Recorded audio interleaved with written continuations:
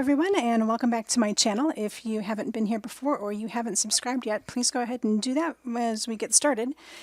Today's project is something a little different, and maybe it will be something that I do a little bit more regularly because I know this is a problem that we all have. So this is a feature for Festive Friday, and our latest challenge is National Button Day. And there's a whole bunch of ideas based on that concept. And that doesn't mean that you have to use buttons or that you have to say Happy Button Day. It's just that we create an inspiration list based on that festivity. And that's how we get the ideas for you to use for your projects. So I loved this list, especially because it says use up scraps.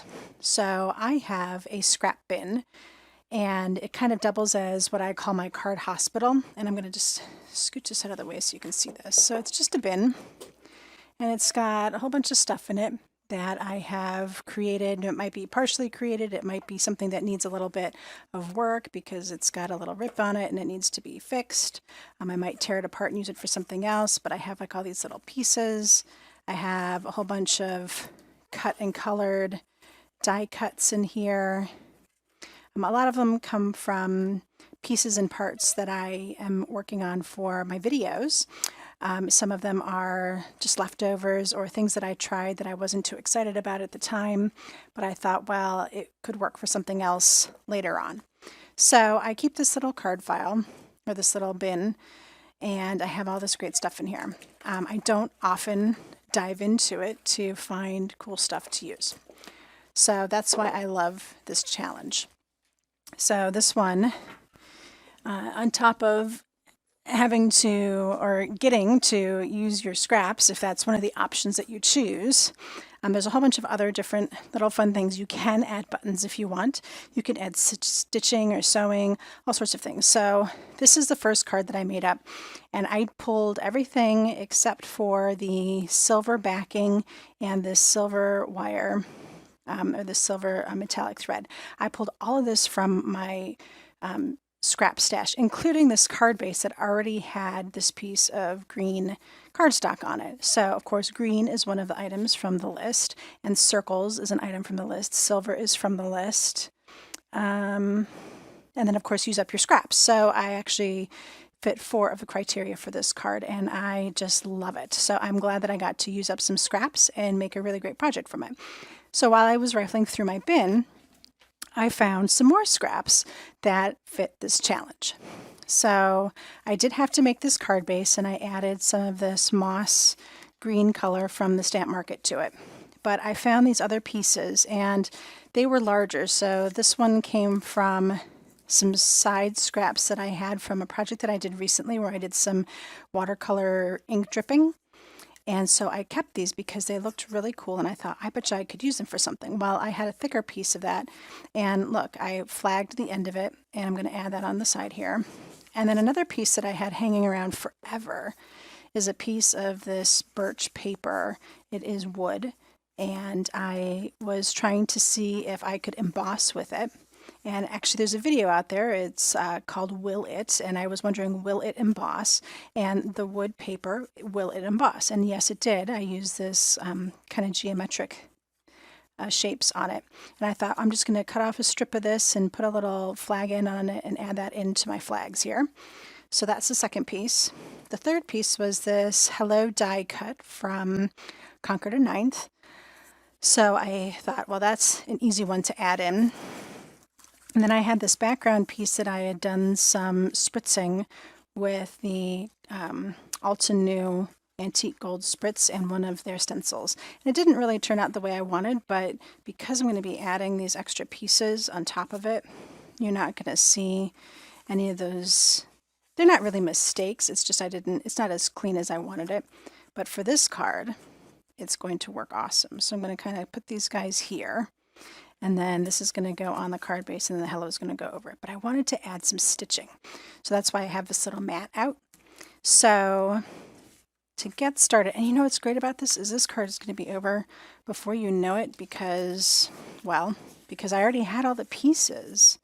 So there's not really any technique because, well, I've already showed you a lot of these techniques. And I would have to go back and find all the videos that they refer to, and some of them don't refer to videos at all. They just ended up in my scrap bin. But I'm going to go ahead and take this piece, and I'm just going to dry fit this one on here so I get my flag in place. I want the flag to extend up. So the flag will go there. And I wanted to extend past this piece here, like so. And then the second piece I'm going to put like here so that the hello can go there.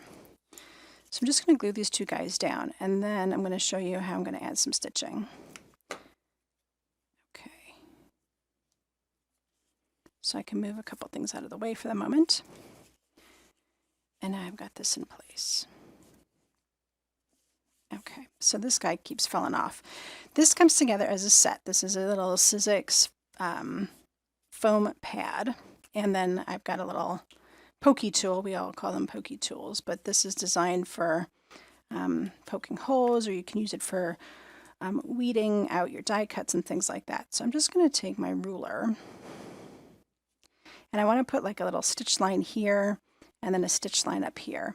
And I could pull out my little sewing machine thing for this, but I thought, let me show you how to do it without a sewing machine.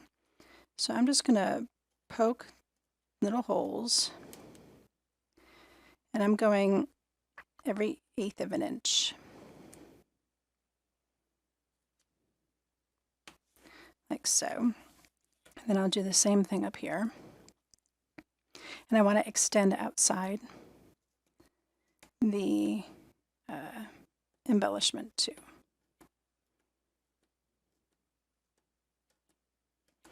All right, so now I have some holes in here.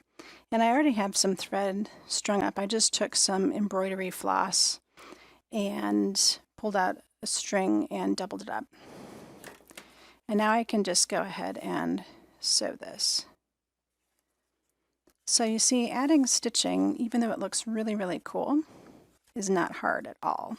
And I'm just going to go in one hole and down the next for this first one. All right, so I went up and down, and now I'm going to skip a hole and come back up that other one. So this is a hole here, and I'm going to skip it, and I'm going to come up this one, and then go back down the hole that I missed. Actually, I totally did that wrong. Well, I can fix it because this is going to be just a straight stitch, so it's not hard to do. Okay, so let me fix this first, and then we'll talk about how to actually stitch this correctly.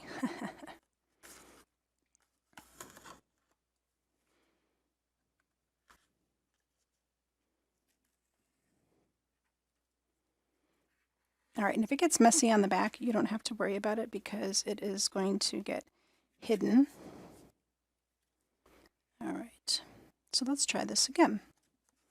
All right, so I'm just going to go over to the next stitch and come up. So coming up the next stitch and going back down through the stitch. And I'll keep doing that until I get this all done.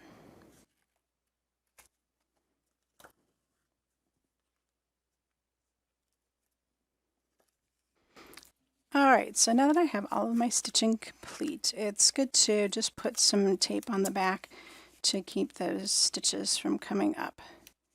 So I'm just gonna cover these up real quick here, and that'll be helpful. All right. So now we can just go down to the final assembly because you see how quickly that card came together. So I'm just going to throw some of these scrapbook.com foam squares on the back. And you know that I don't skimp when it comes to these kinds of things. I like it to be nice and rigid.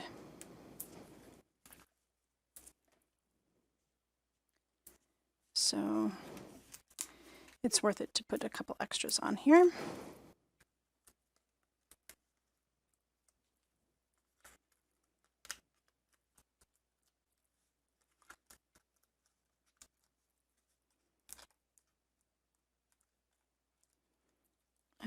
So throw those guys on there. And that's pretty cool looking, right? All right, so that's on there, and then I just need to go ahead and add my, and I could have popped this one up too, but I think I'm just going to go ahead and glue it on. And there is some overhang, so I just need to make sure that I don't go all the way out to the very end. So like so.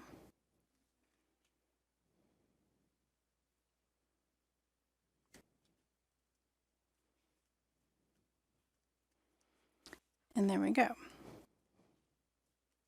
So, right, I mean, it's so simple to just grab a few things that you might have been overlooking in your scrap bin and create some really great designs in no time.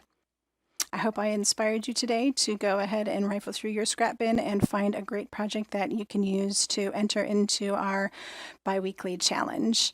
Don't forget to stop out at festivefridaychallenge.com to see all of our great designers projects and to enter your project into the challenge. I will be back soon with another video, but until next time, happy crafting.